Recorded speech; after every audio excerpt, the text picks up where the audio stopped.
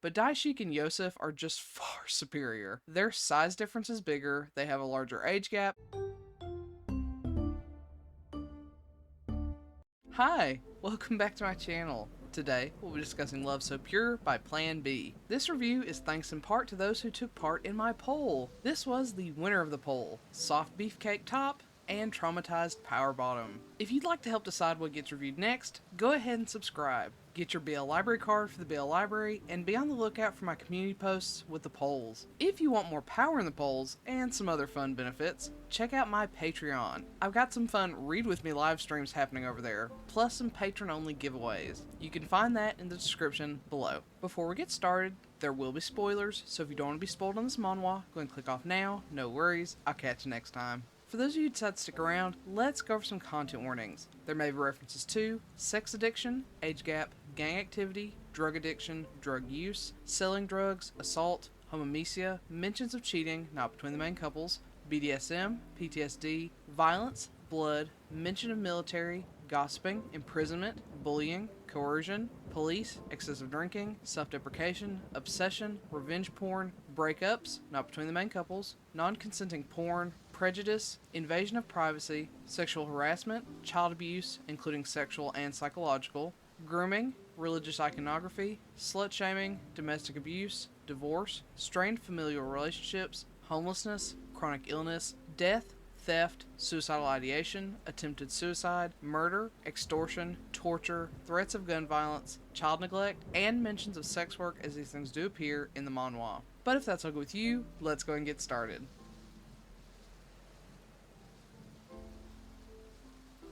Ji-hyun isn't the best student. He'd prefer to just have sex, sleep, and work at his part-time job as a bartender, but his mother wants nothing more than for her son to get an education. So, after taking extended periods off, he's forced to return to college or risk being expelled entirely. But it isn't necessarily that he hates school that he took so much time off. In reality, Ji-hyun has gone through a traumatic event with an ex-boyfriend, where much of his personal and private information was leaked, forcing him to leave or risk being bullied and ostracized by his peers. With so much time having passed, Ji-hyun is hopeful that most people who knew about the situation have graduated, or at the very least, moved on from campus. Still, he's not looking forward to waking up early and attending class. However, some of that frustration is alleviated when he finds that one of his classmates, Johan, is a hulking beefcake, his soldier as he likes to refer to him. Ji-hyun would love nothing more than to climb around that giant tree of a man, but he's pretty sure Johan is straight. Thankfully for Ji-hyun, Johan finds himself entranced by Ji-hyun too, but the two want very different things. Johan, a softie at heart, wants to woo and date Ji-hyun, and while Ji-hyun deep down would love a relationship, he feels he is incapable of having one due to his trauma. Can these two find common ground, or will they perpetually be stuck in situationship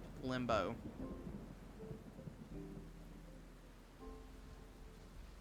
To start with, the early art reminds me a ton of Sign. Coincidentally, Johan from this series looks like Johan's and Suhwa's child. It's very unique but inconsistent and rather dull color-wise. However, this is one of those series where we get to see it change drastically from beginning to end, which always tugs on my heartstrings. I adore seeing a creator's craft grow and change, and this is a perfect example of that. The art is unrecognizable from beginning to end. We have a very thinly lined style with muted colors, and it wasn't always the most expressive. But by the end, we have heavier outlines, vibrant colors, and equally vibrant expressions. It also ends up with a unique Western comic style. It's fun seeing the art develop alongside the characters. Speaking of developing characters, some who change the most, and unexpectedly so, is our sweet bean, Daishik.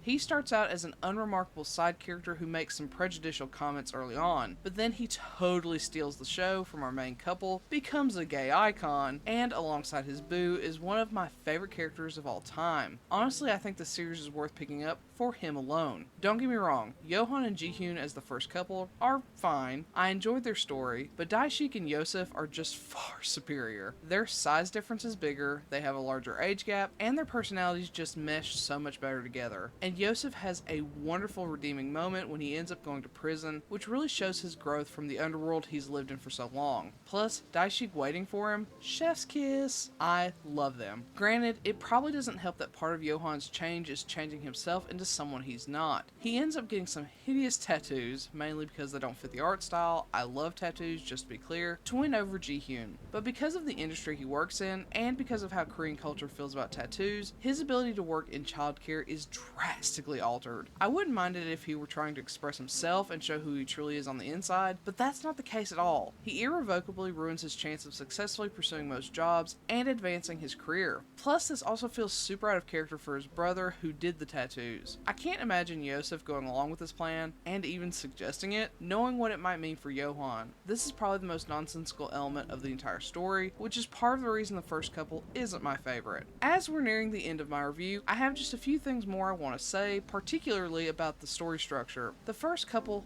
flies by. They go from just meeting, insta-lust, to tumbling in bed, which is fine, but it does make their story feel very disjointed. I ended up with whiplash from episode to episode. However, Daishik's and Yosef's roles in their stories are much more fluid. They still fall in love pretty quickly, but the growth and change in who they are and their relationship are much more believable based on their personalities and goals. Yosef wants to protect his brother and atone for his sins. Daishik longs to discover who he is, and ultimately, that develops into a need to protect and free Yosef from the dangerous life he stepped into. It's so much more goal-oriented and clear, making their story feel much more substantial than Ji-hyun's and Johan's. It reminds me a ton of The Boy Who Stole from the Fairy Lake, where the first story hints towards the second. And, like that story, the second story, Yosef and Daishik's, is my favorite. But it is worth noting that the hints in the first couple's story are heavily reworked in the second season to align with Daishik's and Yosef's story, which isn't surprising, but it can be confusing to understand how the timeline works out. Finally, just as a quick aside, this has girl love rep. I love that. I want more of that.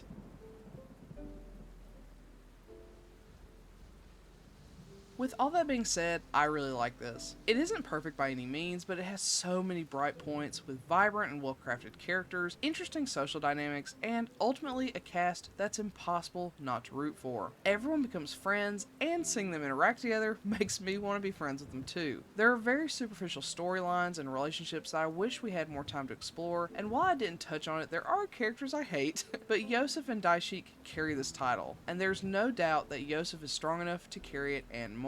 I think this is a worthwhile read for sure. So, have you read Love So Pure? If so, what do you think? Do you agree with my assessment? Do you not? Let me know in comment below. Otherwise, I'll catch you next time. Bye!